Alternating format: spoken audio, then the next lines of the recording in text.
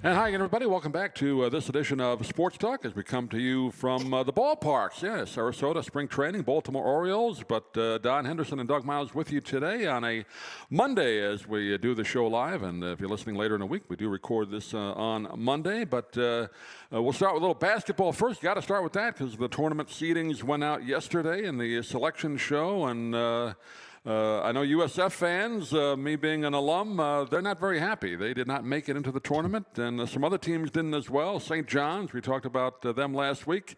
Rick Pitino's not happy either, Don. And the Peacocks did make it in, which is a real surprise because remember 2 years ago they were a surprise team of the whole March Madness. They got all the way up to the quarterfinals before they got eliminated. This is a school that really has no major facilities or anything, but 2 years out of 3 now they've gotten into the tournament. But as you said, St. John's and Pitino not very happy. The Big East as a whole not very happy. They only got 3 teams in, and they weren't happy about that. They think they should have gotten a few more, but they did not get it. But no surprises at the top. UConn, which I think is the number 1 team, quite honestly, in the country, and they had a terrific season this year. They were 33-3, and they're number 1, so they're not going to have any trouble. And then you go across to North Carolina, which they are number 1 as well. No surprise there. Everybody expected North Carolina, even though they lost to North Carolina State in the finals of the ACC tournament. They still were 27-7, and so they're in Charlotte. They're almost home for the opening of the tournament, and then Houston again, not really a surprise, and Purdue, who won the Big Ten. So pretty much when you look at the top, pretty much what everybody expected. I don't think there's a surprise team anywhere in there. I think the only surprise, as we said, was the Big East only getting 3 teams in. Used to be the powerhouse of basketball, or one of the powerhouses anyway, the Big East, but it has just really been diminished the last 10 years or so, hasn't it? Well, they split up, so many different teams have come in and out. But quite honestly, I thought when they talk about the bubble, I thought they were a little bit closer. And I got to give my grandson's credit. His Wagner team plays in the play-in tomorrow night. Right. They're playing Howard. They're playing Howard. And he went to Wagner, and he's excited that they even got to the early round. I don't know whether they can beat Howard or not. I really don't know, quite honestly. Don't know much about Howard. I have seen Wagner play several times because they played early in the season against Temple. I saw that on TV, and I have seen him a couple times early on. And they've got a very, very they're a quick team. They're very dynamic. But I don't know anything about Howard, so I can't say whether they're going to win and go into the 64 or whether they're going to give Howard a chance to get in. We'll have to wait till Wednesday night to find that out. That's on Staten Island, right, Wagner? Wagner's, it's right by the bridge. Yeah, it's just short of, you're right on the water there, and if you go just a half mile down, you go right over the Verrazano Bridge. Yeah, the first 4 games you mentioned Howard, Wagner. Montana State plays Grambling. I haven't seen them in a tournament in a long time. Maybe they have been. No. I just haven't noticed. Boise State plays Colorado, and Virginia and Colorado State. So those are the first 4 games. Yeah, it's going to be really interesting to see how everything pans out. And, of course, once the tournament gets underway, as they say, there's so much parity right now in college basketball with the portal that you can't tell. I mean, just like North Carolina State in the ACC championship, knocking off North Carolina, on a neutral court, obviously, after they lost during the regular season. And but North Carolina is still number 1, and so they'll be very interesting to watch to see whether they can roll into how far they can roll into the tournament. Yeah, we mentioned St. John's. They did not make it, and they turned down the opportunity to play in the NIT, so they will not do that. Rick Pitino says he's going to concentrate on the portal. They need to get some more players, so that's his deal. But USF, on the other hand, unfortunately, they do not make it. We talked about this last week. They really had to win the conference championship game to really get the chance to go in. They lost in the semifinal round to University of Alabama Southern. I believe that's what their name is. But they lost, and they actually won the tournament, UABS. But they did not make it. I thought they might have a shot still at the play-in game, but the tournament committee decided against that. They will play in the NIT. They play against UCF over in Orlando on Tuesday. Yeah, the record was very excellent, as you pointed out during the whole. Every time we've talked about the spring training, when we've done this show, you keep going back to your alma mater, and they had a great season, but again, just didn't make it. Yeah, they had they claim the schedule is soft. Not the USF didn't claim that, but that's the thought. The schedule is AAC conference, not a very strong schedule, and it's just not a league that people pay attention to, unfortunately, even in football. I mean, just that kind of thing. But the new coach, Ibrahim, came in and really turned it around. I think he may be gone because there's some big openings, Don. Louisville fired their coach, and Michigan fired their coach, and his name keeps popping up. You read the articles. USF's going to have to kick up some money to keep him there. I think he may be gone after the NIT. Well, I was a little bit surprised at Michigan. He's had a winning, even though he Juwan had Howard, personal. Yeah, and he was part of the Fab Five, and he was there 4 years and had a relatively good record. The only problem was that he also had the heart difficulty at the beginning of the year, and so he was on the shelf a little bit. So maybe that had something to do with it as well. But primarily, the record just wasn't good enough to get into a solid position in the NCAA tournament, and he was let go. Yeah, I think there were some other issues, on-court stuff, that the behavior. I'm not sure. I read an article quickly about it, but yeah, they just had such a terrible year this year. He got into the tournament a couple of years, but this year was just an awful year, and they decided not to renew him, so he's out. Yeah. Well, as I say, it was a combination of illness as well as the team not doing well. Yeah. And I mean, they had some very talented players, but just didn't work out for them this year. So, and the Big Ten was as always, a little bit difficult at the top, and so that's the way it goes. You get the big money, and then if it doesn't work, you go out. I don't know if you saw this, Don. Again, I just saw this on CBS Sports Online. Temple, apparently, a little controversy there with they're going to investigate into some potential gambling issues with the basketball team. Have you heard anything about that? Yes, we did. Talked about that a lot during the weekend. One of the teams in particular, they were started off as a 2-point favorite, went to 6 all of a sudden. And then Temple gave up 100 points in the game. And there's supposed to be 4 games in total under investigation right now as to what the line was at the beginning of the game or before the game started. And then how it changed leading up to game time. Right. And then how the game actually finished off. So the 4 games they're investigating. One very closely was the last one they played against. I forget who it was now. I saw the game on television, and I was watching it. They gave up 100 points in the game, and was only supposed to be a 2-point spread when it started. Then it went to 6, and then it went to nowhere. Yeah. So not a good sign, that's for sure. That although they're saying it's more of a local, they don't think it's a national type of investigation. I think it's more local in the metropolitan area. Right. A group of people may contacted some players, or they did something. They're not releasing any strong information about it yet, but they are investigating. And they're going to see more of this because obviously all these sports leagues, including college, the advertisers are all these gambling sites. So what do we expect, right?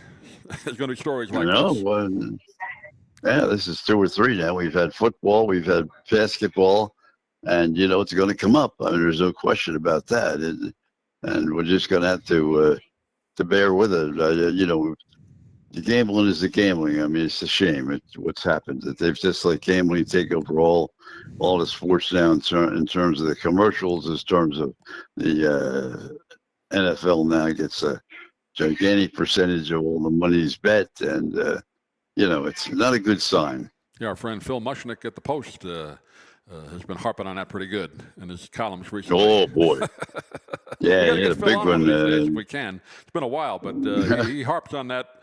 And he has a good point. I agree with most of what he says, but he hit that pretty hard in a recent column.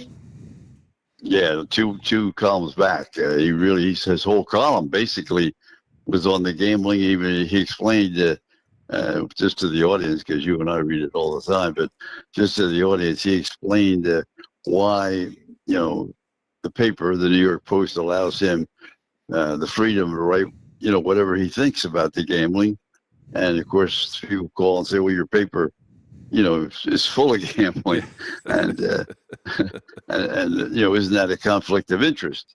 And he pointed out that was the number one question that's asked him every place he goes. Why is it that your paper is filled with gambling, and all you do is criticize gambling, and especially the parlays and things like that, and how much money the youngsters are losing? And he said, "Well, that's the freedom they give me to write whatever I want to write, and that's part of a columnist's responsibility. This is what I feel about the whole situation." And he is very, very adamant, as you well know. Yeah, and give the Post credit for letting him do that, because they could just say, don't even mention it. So you got to give the Post some credit at least for letting him write about that.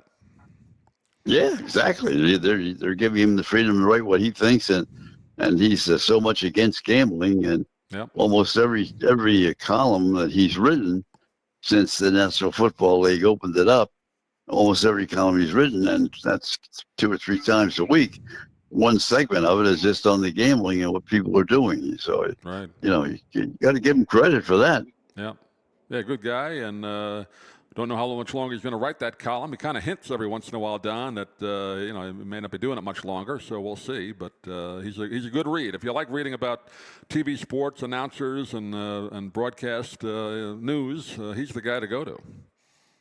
No question about it. And he's extremely critical and at times very positive. He talked more about this week about the new goaltender that came in and became a voice of the National Hockey League, and what a great job he was doing. But he also was very critical of the ones he doesn't like. Yeah. Move on to a little baseball with the Orioles, of course, team that we see in Sarasota every year. They were off today on a Monday, so no score to report. I believe yesterday they tied the Tigers. They do have ties in spring training. They don't bother playing. I think they might go one extra inning in spring training, 10 innings, but they don't go much beyond that. But Kyle Schwarber, I believe that's his name, guy that's trying to make the team from AAA, had 3 home runs yesterday, so good day for him. Yeah, you said when you get to the ninth inning and it's a tie game, then it's up to the managers if they ask to have an extra inning played. Normally they do not. And yesterday, a lot of baseball. Yesterday, the Yankees got clubbed by the Red Sox, 12-6, and the Mets had a split squad. They won one and lost one. The Mets lost the opening game to Washington, 9-8, I think it was. And then they won the second game 7-6 over Minnesota. So, or over Miami. I'm sorry, over Miami. So, and Baltimore's they've been playing very well during spring training. They're doing everything everybody expected the young team to do. The 101 last year, and everybody's rooting for them in this area to duplicate that feat, which may be difficult. The Yanks got bad news on Garrett Cole, the pitching situation. Yeah, Cole's going to be. Well, it's sort of up in the air. It could be 4 weeks, could be 6 weeks. It could be no operation. It could be an operation. They're hoping it will not be an operation, but nobody really knows. We're going to have to wait and see what happens on that one. Yeah, one of those situations like Tanaka several years ago, right? They kept saying, possible Tommy John, and said no, maybe we can, let it heal. It's a similar situation with Cole, isn't it? Exactly right. It's an elbow, and it's they're now saying the Post headline today was at 4 to 6 weeks, but I don't know. That I think they're being very, very optimistic. I don't think it's going to be that soon. We'll wait to see. I'm not a doctor. I'm not diagnosing anything. Yeah. But every time they tell you one number, most of the time that number isn't necessarily the number that it's going to be. Right. So, they don't want to say it's out for the year because then people may not buy a ticket to the game. They don't want to give any reason for you not to buy a ticket. You can say that again. Well, the regular season, we mentioned it last week, actually starts later this week as we do the show on a Monday. Dodgers and Padres will be playing overseas. But, so we'll have some regular season action this week, but spring training has a couple of more weeks to go. Well, they're going to, as you said, they're going to start the season early, but it's going to be, overseas. And I guess all the guys, I don't know what the time differential is. About 12 hours in the Far East. Japan, or I think it's Japan they're playing. I'm not sure, but I mean, I guess because I can't imagine they're going to open the season and not want to have every game on TV at prime time. So if it's 12 hours, as you indicated, then have to be an you're lucky game because there to be on TV at night here, right? Something like exactly. Yeah, something like that. Yeah. So we'll see what happens there. But I don't know. You and I have talked about this quite a few times. I don't understand what the wisdom of doing this is, but I mean, I can see going over there in the off season, having exhibition games and showing the foreign countries Major League Baseball. But I mean, everybody now knows. I mean, there's many Japanese players in Major League Baseball right now, or Korean players, or whatever. Yeah, for 40 years or more, at least. Yeah. I mean, I just don't.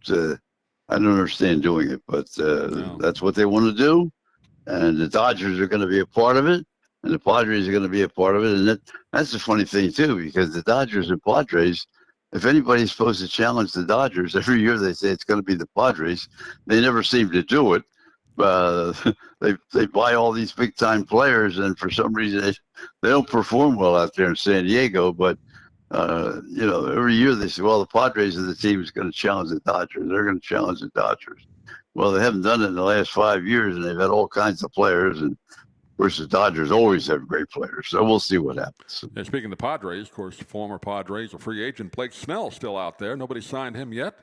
Looks like Houston is making the big push from what I've read, but kind of unusual to wait this long in spring training.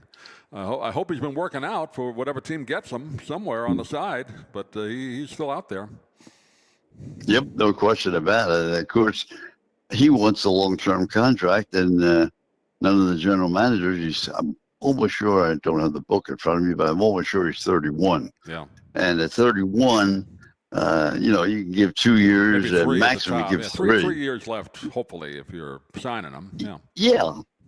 So, you're going to get big money, and he's going to be 35, 36, coming up. It doesn't make much sense. No. Especially pitchers with all the troubles they're having, arm troubles and everything else. If you're over 30, 31, they don't want to give you any long-term contracts anymore. No. So we'll see what happens with that. And O'Don just contacted our friend Rick Vaughn, former PR guy with the Rays. He's got a book out, so he's going to send it electronic copy to us. So hopefully we'll get him on, if not next week, maybe in a couple of weeks. So we'll talk to him like we did a couple of years ago. Oh, Rick's had a great career down in Baltimore. He was down in Baltimore with the Bullets for so many, which went into Washington and now the Washington Wizards.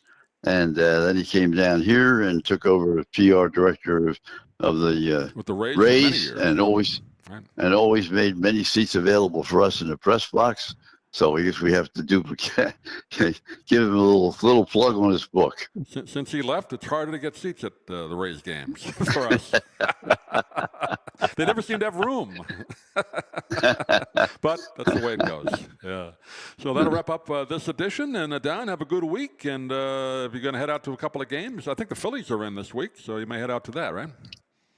Yep, I'm going to get a couple of games in this week, and looking forward to it. Today was sort of a cold day, nothing going on, so we'll sit back and relax. And great doing another Monday show, and you and I'll get together again next week. Great. We'll see you again next week, everybody. Thanks for listening.